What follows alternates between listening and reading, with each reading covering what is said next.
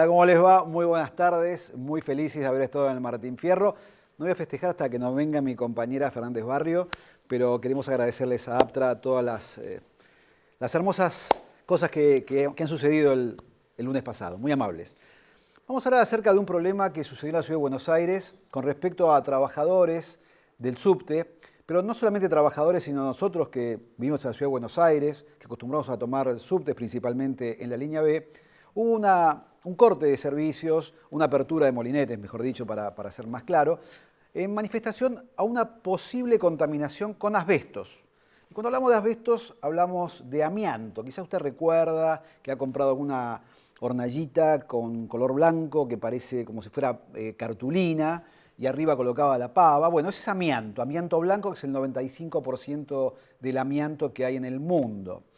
Este producto se utilizó muchísimo durante muchos años en muchas industrias, en la construcción, en elementos de fricción, como puede ser forros de embrague, pastillas de freno, techados, o sea, cuando uno compra esos techados o esos techados viejos en forma acanalada, de una especie de fibra, esos tienen amianto. A veces uno entra a un edificio antiguo y encuentra también cañerías revestidas una especie de yeso, como si fuese yeso blanco. Eso también es amianto que se utiliza para electricidad, para tanques de agua, justamente para lo que decía, elementos de fricción.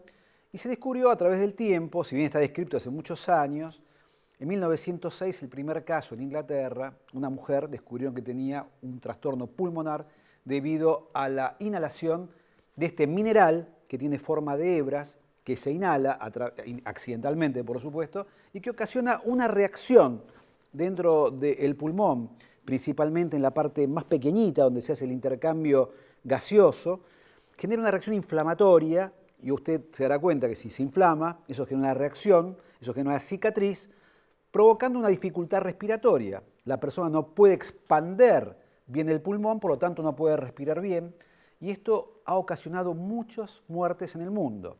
Lo que sucede es que uno se expone al amianto en el día de hoy y lo que vamos a ver es a 30 o 40 años el efecto negativo que provoca este producto en nuestro cuerpo. Si bien hay prohibición desde el año 2001 en muchos países, incluido la Argentina, vamos a ver seguramente a través del tiempo algunas personas que tengan problema con la asbestosis. Si uno piensa en otros países más pobres, en gente que trabaja en minería, en gente que trabaja en demoliciones, porque mientras está quieto no se volatiliza las fibras y no pasa nada. Pero cuando hay una demolición y uno rompe esos techos o rompe esas tuberías, ahí es cuando uno puede inhalar el asbesto. Y hace falta poco asbesto para que provoque daños severos en el pulmón, provocando no solamente este tipo de fibrosis pulmonar, sino también cáncer de pulmón y un tipo de cánceres muy especiales llamados mesoteliomas. Son las coberturas que revisten a los pulmones y también en la panza que revisten a los intestinos, el peritoneo. Así que es importante este tema. Se encontraron dos tipos de vagones, el CAF 5000 y el CAF 6000, que podrían tener asbesto, y esto lo ha dicho España, de donde son originarios este tipo de vagones. Bueno, dicho todo esto, acerca de la asbestosis, estamos aquí en el estudio con los doctores Gonzalo Gómez, que es médico traumatólogo, especialista en medicina de rehabilitación y además es coordinador del departamento de Racing Club, y también con el doctor Daniel Moya, que es presidente del Congreso Mundial de Cirugía de Hombro y Codo. Vamos a hablar acerca de estas articulaciones, estas dos articulaciones principalmente, y nos van a contar acerca de un evento muy importante, y esto quiero destacarlo, ¿no? Porque que es un evento mundial de medicina es un orgullo para nosotros, sobre todo en la República Argentina, en la Ciudad de Buenos Aires, con muchos invitados, y quiero que que nos cuenten acerca de este evento importante que se va a desarrollar aquí en la República Argentina, en la Ciudad de Buenos Aires, la semana próxima. Tanda y volvemos, no se vayan.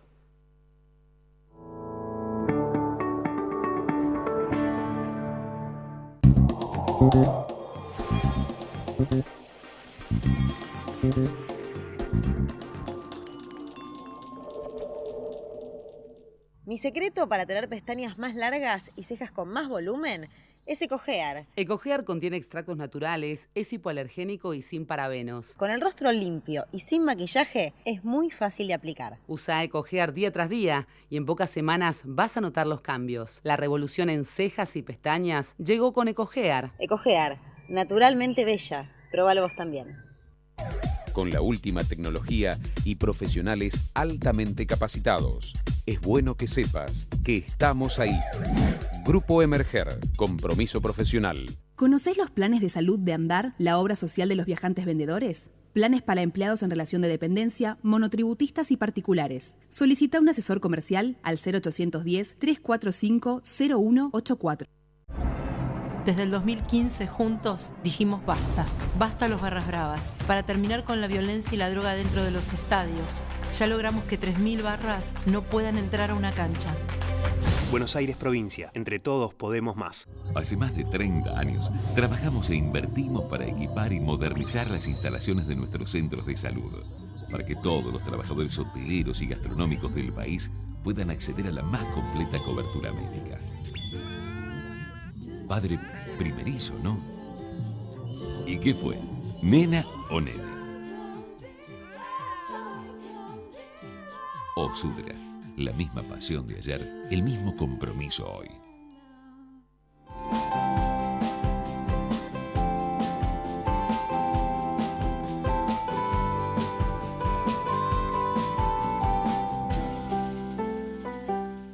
Sanity Care, una empresa con años de experiencia en el cuidado y bienestar de las personas en la comodidad de sus hogares, capacitando y entrenando constantemente a su personal, porque cuando una persona necesita atención, la eficiencia y rapidez son lo más importante. sanitycare.com. Innovación permanente. Vago, ética al servicio de la salud. Ser hija única es difícil, pero mi viejo tampoco es fácil. Siempre ¿a dónde vas? ¿A qué hora volvés? Y ni hablar de los llamados a cada rato. No, nunca fue fácil. Aunque hay algo mucho más importante que todo eso. Y es que siempre está conmigo. Medife está conmigo.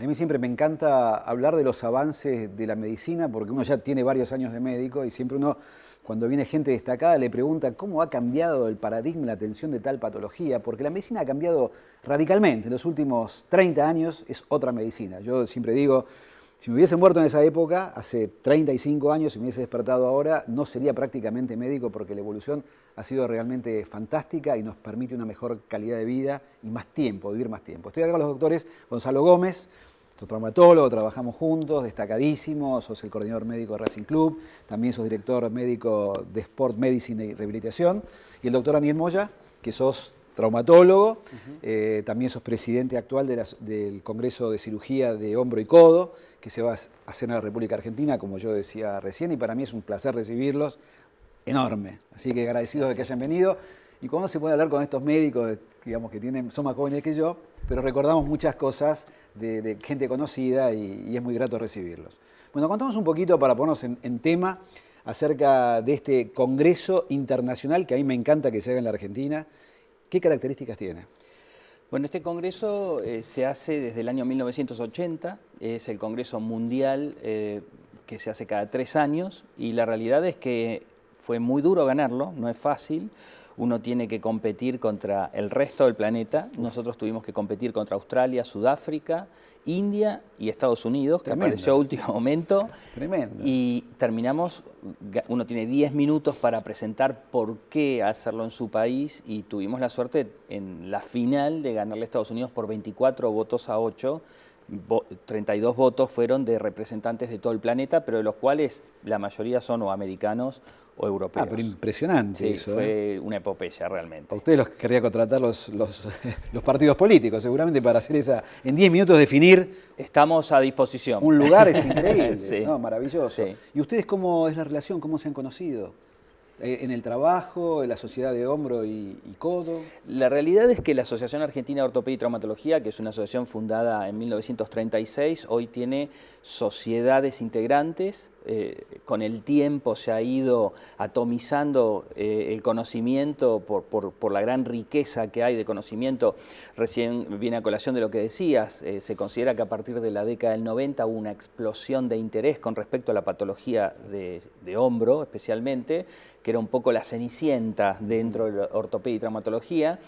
Y realmente, bueno, hay una asociación argentina de cirugía de hombro y codo que viene trabajando desde 1992, ya tiene 27 años, y hemos ido creciendo, primero con congresos argentinos, sudamericanos, latinoamericanos, y ahora nos ha tocado el mundial, y además le damos mucha importancia a la tarea educativa de los médicos de distintos niveles de formación. ¿Cuánta gente estamos esperando para este evento? Son inscriptos ya, hay 1.300 personas. Es mucho eso. Un récord total, porque cirujanos de hombro es un grupito muy chico en el mundo. O sea, de esa elite, que son gente que hace nada más que hombro, que vengan 1.300 de todo el mundo, es muchísimo. Por eso es el congreso más grande que se hizo en la historia de los mundiales de hombro. Nunca un mundial de hombro, Congreso Mundial de Cirugía de Hombro y Codo, tuvo tantos participantes. Impresionante. ¿Es muy prevalente la patología del hombro? Enormemente. Cuando en 1992 mi jefe, el profesor Schechter, me dijo en el Hospital de Clínicas, Salomón Schechter, usted tiene que hacer hombro, yo salí de su despacho pensando, me mató. Estoy devastado. ¿Quién me va a venir a ver por una patología de hombro? Y en realidad, en la medida que abrimos en el Hospital de Clínicas un servicio de hombro dentro de ortopedia y traumatología, realmente se notó la demanda insatisfecha que había con respecto a eso. Y la realidad es que hoy vemos que ya sea en gente joven por patología deportiva o traumática, o en gente por encima de la edad media de la vida por patología degenerativa, ya sea el famoso manguito rotador o la artrosis, cada vez hay más consultas por patología de hombro. La gente habla siempre del manguito rotador. La gente no sabe ni qué es el manguito rotador, pero hablan del manguito. ¿Qué es el manguito rotador? ¿Puedes explicar ahí? Por suerte tenemos acá un hombro, muchas gracias. Sí. El manguito rotador es una estructura músculo-tendinosa, ¿no? Que son 5 tendones. Está conformado por el subescapular, la porción larga del bíceps, el supraespinoso, el infraespinoso y redondo menor. Por eso es un grupo de tendones que engloban la cabeza del húmero. Por eso se llama manguito, porque están todos relacionados entre sí. Eso lo mantiene en posición también. Lo mantiene en posición y hace que realmente el hombro se eleve, si no, no se puede elevar el hombro. Cuando hay una ruptura grande, que es por abajo del meridiano del hombro y está roto... ¿Por qué se puede romper? Bueno, eso es una buena pregunta, porque a medida que pasa el tiempo, el tendón se va reblandeciendo. Y el mismo esfuerzo que uno puede hacer a los 20 años y lo hace después con la falta de entrenamiento y el paso de los años, ese tendón se va haciendo más susceptible a las rupturas. Entonces es una patología degenerativa que se llama tendinosis. Hay una desorganización del tendón, de las fibras de colágeno del tendón, se hace menos resistente a la tensión y ahí se rompe, aparte de otros fenómenos vasculares. Generalmente la lesión empieza en el supraespinoso, en este tendón de acá, y se va yendo a los tendones de atrás hacia adelante, se puede luxar el bíceps, se puede romper el subescapular, el infraespinoso, el redondo menor, y se va rompiendo todo el manguito rotador. Y ahí es cuando el paciente tiene lo que se llama pseudoparálisis y no puede levantar el brazo. Bien. Daniel, ¿quién está en riesgo de lesionarse el hombro? Todos nosotros. Todos. Por encima de los 50 años, diría, hablando específicamente del manguito rotador, cualquiera de nosotros, porque desgraciadamente no deja de ser un proceso de envejecimiento que va sufriendo el tendón. ¿Hay alguna profesión que condicione a la lesión? Sí, todos los trabajadores que hacen esfuerzos, sobre todo esfuerzos arriba de la cabeza, y en una época los banqueros que usaban mucho el sello y tenían que sellar horas y horas, tenían patología del manguito rotador. O sea, todo lo que tenga que ver con el esfuerzo va a tener una demanda en un tendón, y si esa demanda en el tendón el paciente tiene determinada edad, como decía Daniel, es un fenómeno de envejecimiento, se termina lesionando por que no hay una pausa en el movimiento repetitivo, por eso se estudia mucho en la industria, que el trabajador no haga el mismo esfuerzo mucho tiempo, sino tenga que haber pausas para recuperar. Y ese deterioro del tendón hacen que esta suma de la repetición del esfuerzo y el reblandecimiento que tiene el tendón por la edad hace que sea más susceptible para romperse. ¿A vos te llegan los pacientes o a ustedes llegan los pacientes derivados de otros médicos o porque el paciente siente la molestia y dice voy a ir al especialista de hombro? ¿Tiene conciencia el médico generalista de la patología del hombro? Sí, cada vez más, no solamente el médico generalista, sino el paciente. El paciente ya busca un especialista en cirugía de hombro y codo. Eso cada vez se ve con más frecuencia. Hay un tema importante que tiene que ver con la medicación, ¿no? Recién estaba en sanatorio y me puse a charlar con una persona muy famosa y me estoy tomando esto.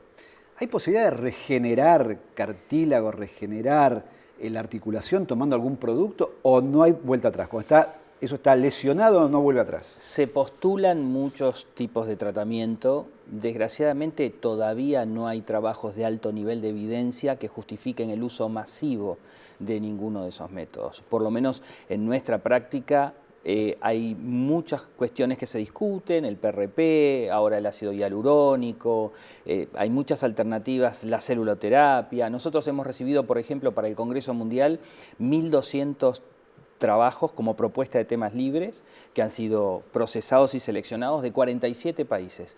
Y la realidad es que no hay algo contundente. Sin embargo, va a haber una mesa de medicina regenerativa porque creemos que tenemos que poner atención en esto. Pero no con un sesgo comercial, sino con un sesgo científico. Me encantó, sí, me encantó. ¿Hay alguna, digamos, patología especial del hombro? ¿Alguna cosa que, digamos, tumoral, alguna cosa puntualmente del hombro o no?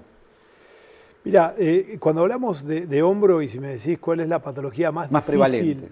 No prevalente, pero lo que nosotros tenemos más miedo de recibir, que es un problema que la traumatología no la resolvió, que es la inestabilidad de hombro en el paciente joven.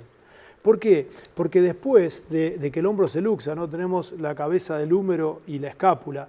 Una vez que se luxa, y si el paciente es menor de 20 años y hace deporte de contacto, después de la cirugía incluso tiene 70% de posibilidad de volver a luxarse. O sea, después del primer episodio tiene un 80 o 90% de posibilidad de tener episodios sucesivos.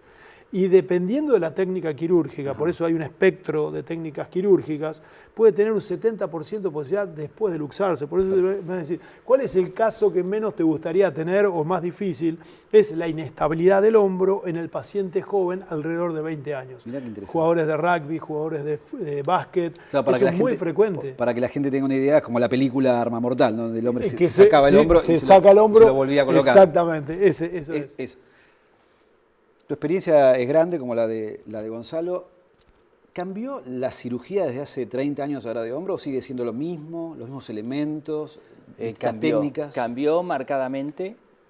No necesariamente todos los cambios tienen un impacto concreto y generan un resultado distinto, pero sí hay muchos cambios que han sido muy positivos.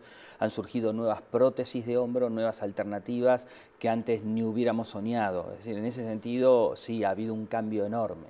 Así como se reemplaza la cadera, la rodilla, ¿hay reemplazo total de hombro? Totalmente, sí, hay un abanico, un menú de posibilidades de lo que llaman las prótesis de superficie, las hemiartroplastías, donde uno reemplaza solamente uno de los huesos, la cabeza del húmero, las artroplastías totales, donde se reemplaza las dos superficies, la de la escápula y de la cabeza humeral, y hoy el último boom, que va a haber mucho de eso en el Congreso, son las artroplastías reversas. ¿Cómo sería eso? Aunque parezca una locura de diseño, donde va la cabeza del húmero se pone la cavidad de la glena y donde iría la cavidad de la escápula. Es decir, se invierte la articulación. La cabeza del húmero, que como vemos es algo redondeado, se pone de este lado. Sí. Y lo que viene a ser la cavidad que contiene a la cabeza del húmero se pone en el lado contrario. Ahora yo digo, ¿no? Qué audacia quien diseña este tipo de cosas. Sí. Porque hoy le preguntaba, o ayer le preguntaba a un médico al aire,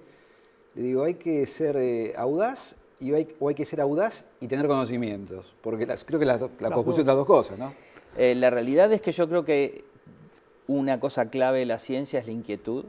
Y la otra es la determinación para canalizar esa inquietud a obtener resultados distintos. Y afortunadamente el hombro, que era una articulación olvidada, abrió una cantidad de situaciones potenciales en búsqueda de soluciones muy grande. Uno ve los pacientes que tienen artrosis de cadera y la verdad es que la recuperación es espectacular, cómo ha evolucionado, uno lo ve en el hospital hace 30 años, lo que pasa ahora, que ya los ve levantados a las 24 horas y están caminando increíble y se van caminando del sanatorio, ¿no? ¿Qué pasa con el hombro? ¿Tiene los mismos resultados o no todavía? No. Todavía no. Un médico colombiano muy humorista dice que la cadera es como la esposa y el hombro es como la suegra, que el hombro no perdona nada y el hombro, la recuperación de una prótesis de hombro es mucho más lenta y mucho más tórpida que la recuperación de una prótesis de cadera. Lleva mucho más tiempo, es una articulación distinta, mucho más compleja porque la articulación del hombro es la articulación más móvil del cuerpo humano, es la más, por lo tanto, la más inestable. La cadera es una articulación distinta donde una estructura está dentro de otra. En cambio, en el hombro, alguien dijo que si uno ve la anatomía del hombro, más que preguntarse por qué en algunas personas se sale el hombro del lugar, habría que preguntarse por qué en la mayoría de nosotros no se sale. Les hago una pregunta porque hay un viejo adagio en traumatología que dice que la cadera llora por la rodilla. ¿Pasa lo mismo con el hombro y el codo o no? En realidad, el hombro es, digamos, el conducto lagrimal de muchísimas patologías, y eso hay que tenerlo muy en cuenta. Hay pacientes que vienen con dolor de hombro porque tienen un infarto de miocardio, en el caso del lado izquierdo, patología hepática, vesicular, patología del pulmón, del vértice pulmonar, puede dar dolor de hombro y parecer una patología de hombro y no la es. Entonces, en ese sentido, a nosotros eso nos obliga a tener una actitud clínica y no ser simples, entre comillas, especialistas de hombro, porque a mí me ha tocado ver muchísimos pacientes que vienen con una metástasis de cáncer de próstata en la cabeza del húmero y tienen una pequeña lesión del manguito rotador, que es la causa más frecuente de consulta en patología de hombro, y si yo pienso solo en el manguito rotador puedo cometer un error muy serio. ¿El diagnóstico de lesión del manguito rotador es clínica o al paciente hay que hacerle estudios radiológicos? Y es clínico, ¿no? Porque hay maniobras que se puede hablar cada uno de los tendones de acuerdo a la fuerza y el dolor que provocan, pero la resonancia es muy importante, la resonancia nuclear magnética, no solo para ver si está roto, sino también para ver el grado de retracción que tienen y para ver el vientre muscular, porque cuando se rompe el tendón, el vientre muscular por no estar activo se transforma en grasa. Entonces esa transformación grasa nos va a dar la posibilidad de operarlo o no. Por eso no hay que esperar mucho tiempo cuando un tendón se rompe, porque hay un momento que está muy retraído y el vientre muscular tiene una conversión grasa y ya es irreparable. Por eso es muy importante tratar de hacer el diagnóstico precozmente y a través de una resonancia ver el grado de reparabilidad que tiene ese tendón. ¿Cómo se repara un tendón? ¿Con tendón o otro elemento? Hay muchas técnicas, técnicas de aumentación, de balones que se ponen de una sustancia especial, pero lo más clásico es cuando se rompe el tendón, tratar de repararlo y ponerlo en el mismo lugar a través de lo que llaman anclaje de suturas. Son como unos tornillitos que van insertos en el hueso con una sutura en la parte posterior y se anuda, se coloca en el hueso el anclaje y el tendón se anuda al hueso para que quede atrapado. Eso va a estar 4 semanas inmovilizado con un cabestrillo, pero hasta el tercer mes no hay una integración verdadera. Recién al tercer mes hay una integración, lo que llaman las fibras de Sharpey, en donde las fibras del tendón se meten en el hueso. Lleva tiempo. ¿Cómo es la rehabilitación de un paciente que está activo? Por ejemplo, no sé, vos, yo, que cualquier persona que está mirando, me tengo que operar de manguito rotador. ¿Cuándo me reintegro a la tarea laboral? En realidad, con el cabestrillo uno puede hacerlo rápidamente, pero uno va por una cornisa entre no inmovilizar de más al hombro y generar rigidez, ni moverlo demasiado precozmente y provocar una sobrecarga mecánica que atente contra la cicatrización del tendón. Entonces, yo diría que es muy artesanal el tratamiento de rehabilitación postoperatorio porque depende también del amplio abanico de posibilidades. Hay tendones que se ha comparado su consistencia con un papel tisú húmedo. Uno pasa un punto de sutura, tira y se queda con el hilo en la mano porque la calidad del tendón es muy mala. Por eso no es la única variable la resonancia magnética para tomar las decisiones terapéuticas. Es una pieza más dentro del rompecabezas, una pieza importante, pero no la única. Mi jefe, con quien yo me formé, Charles Rockwood, que es uno de las leyendas de la cirugía de hombro, él decía, irónicamente, si ustedes quieren operar a un paciente, pídanle una resonancia magnética porque siempre van a encontrar una excusa para operar al paciente, porque en eso también es muy importante aclarar que la prevalencia de las lesiones del manguito rotador en personas asintomáticas es enorme. Es decir, que si yo tomo 100 personas en la calle al azar que nunca hayan tenido dolor de hombro, sobre todo por encima de los 60 años, y les tomo una resonancia magnética de hombro, me voy a encontrar que un alto porcentaje tiene lesiones del manguito rotador, tal vez cualquiera de nosotros tres podría tenerlas, y no tener síntomas. Mira qué increíble. Con respecto a las infiltraciones, ¿se acostumbra a hacer infiltraciones o no? Pues es un tema controvertido, hay gente... Bueno. Odio las infiltraciones de hombro. Acá, por ejemplo. Bueno, yo también, cuando Daniel decía que muchas veces uno ve el tendón, le pone el punto y se desgarra, se considera que un hombro que tiene más de 3 infiltraciones ya no vale la pena operarlo por la mala calidad del tendón. Ajá. Por eso nosotros no hacemos infiltraciones en el hombro. Pero te estoy entendiendo que personas que se infiltran con corticoides más de 3 veces lesiona el tendón, termina por deteriorarlo. Se produce una necrosis de las fibras elásticas del tendón. No es menor el tema. Y eso está muy estudiado y muy demostrado en estudios experimentales, por ejemplo con ratas, que aunque parezca mentira, tienen un hombro muy parecido al del ser humano, para hacer estudios experimentales, y se ha visto necrosis de los tendones, por ejemplo un trabajo chino, más de 5 infiltraciones, todas las ratas tenían el tendón necrosado. Sí. Qué increíble. Y tiene el mismo efecto colocar el corticoides intraarticular que intramuscular. Entonces es preferible colocar un corticoide de depósito intramuscular en la cola, región glútea, que no lesiona, porque es el contacto directo del corticoides con el tendón lo que lesiona. Entonces colocándolo en el glúteo tiene el mismo resultado que colocándolo acá, sin el efecto deleterio que tiene el corticoide sobre el tendón. Bien. Entonces nosotros tratamos de no hacer infiltraciones en el hombro. Bueno, no es un tema menor, porque está mucho en la conciencia de la gente. Cuando veo que entre el paciente lo pide. Es una infiltración. Sí. La gente pide infiltración del hombro. Perdón que me pase de articulación, ¿no? ¿Y qué pasa en la cadera? Con eso tenemos poco tiempo y ya nos vamos. ¿Qué pasa en la cadera? ¿Se infiltra la cadera? Bueno, la cadera tiene un manguito rotador. El manguito rotador de la cadera está dado por el glúteo medio, el glúteo menor y el glúteo mayor. Bien. Pero muchas veces la cadera se infiltra intraarticular. Bueno, les agradezco muchísimo un gusto que hayan estado acá conmigo. Un placer tenerlos acá. Y nos vemos como siempre el jueves 19 horas aquí en Telexi Mujer. Chao, gracias.